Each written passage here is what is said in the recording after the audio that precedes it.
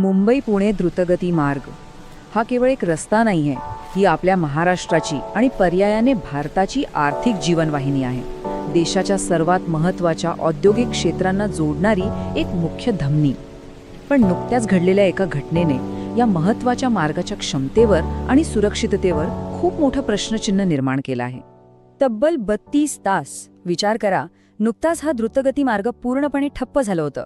या घटनेनं देशाची ही आर्थिक नाडी जणू काही थांबवलीच होती. हा फक्त एक वाहतूक कोंडीचा आकडा नाही, तर आपल्या पायाभूत सुविधा किती नाजूक आहेत आणि एकाच मार्गावर आपण किती अवलंबून आहोत याचा हा एक गंभीर इशारा आहे. ही केवळ एक तात्पुरती गैरसोय नव्हती, खरं तर हे एक आर्थिक संकटच होतं. या घटनेने हे दाखवून दिलंय की एका मार्गाच्या अपयशामुळे संपूर्ण पुरवठा साखळी कशी कोलमडून पडू शकते आणि आपल्या प्रादेशिक अर्थव्यवस्थेच्या स्थिरतेला किती मोठा धोका आहे. तर चला या समस्येच्या मुळाशी जाऊया.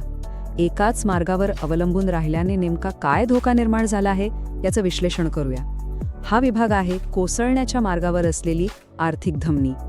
आता बघा, हा द्रुतगती मार्ग जेव्हा बनवला होता तेव्हा तो मुख्यत्वे प्रवासी आणि हलक्या व्यावसायिक वाहनांसाठी होता. पण आजची परिस्थिती काय आहे, तर यावर प्रचंड प्रमाणात औद्योगिक आणि अवजड वाहतुकीचा भार आहे. ज्या क्षमतेसाठी तो डिझाईन केला होता ती क्षमता तर केव्हाच ओलांडली गेली आहे आणि यामुळेच हा मार्ग संपूर्ण पुरवठा साखळीसाठी एक सिंगल पॉइंट ऑफ फेल्युअर बनला आहे. याचा अर्थ अगदी सोपा आहे. एक छोटासा अपघात किंवा अगदी एका ट्रकचं बिघडणं आणि हजारो कोटी रुपयांचा माल बंदरात पोचण्यापासून थांबू शकतो. कित्येक उद्योग काही तासांतच ठप्प होऊ शकतात. एकाच मार्गावरचं हे अवलंबित्व हीच आपल्या प्रदेशाची सर्वात मोठी आर्थिक कमजोरी बनली आहे. पण ह्या गंभीर समस्येवर एक दूरदृष्टीचा आणि अत्यंत महत्त्वाचा उपाय प्रस्तावित आहे आणि तो म्हणजे उरण कर्जत शिरूर महामार्ग. प्रस्तावित उरण कर्जत शिरूर महामार्ग हा 135 किलोमीटर लांबीचा 4 पदरी आर्थिक कॉरिडॉर आहे, जो केवळ आजच्या नाही तर भविष्यातल्या गरजा लक्षात घेऊन तयार केला जाणार आहे. हा फक्त एक पर्यायी रस्ता नाही, तर एक अधिक मजबूत आणि कार्यक्षम व्यवस्था आहे, जी या प्रदेशाला आर्थिक स्थिरता देईल. या मार्गाची रचना किती हुशारीने केली आहे ते बघा. पहिला टप्पा शिरूर, चाकण आणि तळेगाव सारख्या महाराष्ट्राच्या प्रमुख औद्योगिक पट्ट्यांना थेट जोडतो. दुसरा टप्पा पुणे आणि पिंपरी चिंचवडमधील शहरी वाहतूक कोंडीला पूर्णपणे टाळतो. आणि तिसरा, जो सर्वात महत्त्वाचा टप्पा आहे, तो म्हणजे हा मार्ग थेट उरणच्या JNPT बंदराला जोडतो. एक अखंड आणि वेगवान मार्ग तयार होतो. तर मग हा प्रकल्प केवळ एक पर्यायी मार्ग नाही, तर या प्रदेशाची आर्थिक रचना बदलण्याची क्षमता असलेला एक इकॉनॉमिक सुपर कॉरिडॉर कसा आहे ते आता आपण पाहूया. इथे मल्टी मॉडेल कॉरिडॉर ही संकल्पना समजून घेणं खूप महत्त्वाचं आहे. सोप्या भाषेत सांगायचं तर हा केवळ एक रस्ता नाहीये, तर रस्ते, रेल्वे आणि बंदर या वाहतुकीच्या सर्व साधनांना एकत्र आणून एक अत्यंत कार्यक्षम लॉजिस्टिक साखळी तयार करण्यासाठी बनवलेलं हे एक धोरणात्मक जाळं आहे. यामुळे मालाची ने-आण खूप वेगवान, स्वस्थ आणि विश्वासार्ह होईल. आणि या नवीन कॉरिडॉरचा परिणाम तो तर प्रचंड असणार आहे. अंदाजानुसार सध्याच्या मुंबई पुणे द्रुतगती मार्गावरची अवजड वाहनांची वाहतूक तब्बल 70 ते 80% कमी होऊ शकते. विचार करा, केवढा मोठा बदल आहे हा. यामुळे सध्याच्या मार्गावरचा भार कमी होऊन तो प्रवासी वाहतुकीसाठी खूपच सुरक्षित आणि वेगवान होईल. यामुळे या प्रदेशाला दुहेरी फायदा होणार आहे.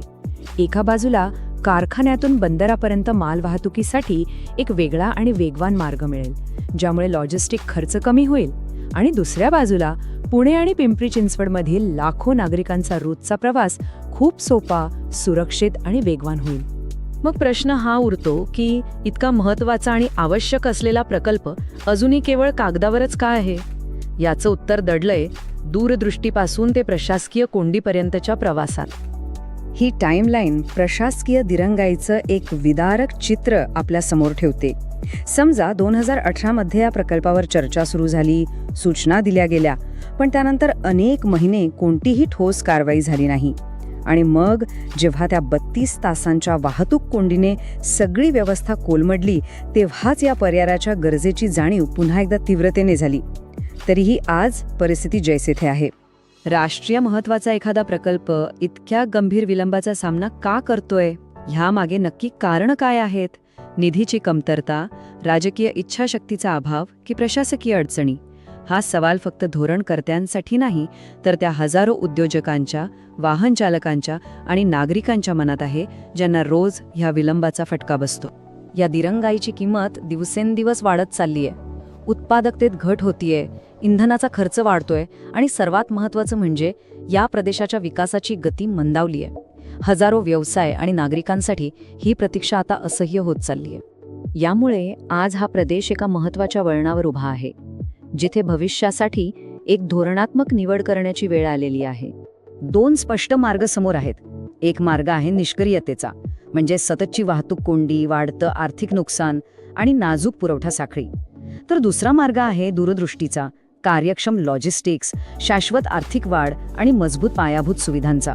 एक गोष्ट मात्र आता निश्चित आहे, हा नवीन कॉरिडॉर आता फक्त एक पर्याय उरलेला नाही, तर ती एक धोरणात्मक गरज बनली आहे. भारताच्या आर्थिक विकासाचं इंजिन म्हणून या प्रदेशाची वाढ टिकवून ठेवायची असेल तर या प्रकल्पाला दुसरा कोणताही पर्याय नाही. आणि म्हणून शेवटी एक विचार करायला लावणारा प्रश्न, खरा खर्च कशाचा जास्त आहे?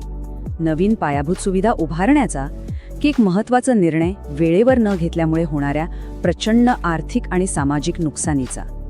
ह्याच प्रश्नाच्या उत्तरात आपल्या प्रदेशाचं आणि देशाचं आर्थिक भविष्य दडलेलं आहे.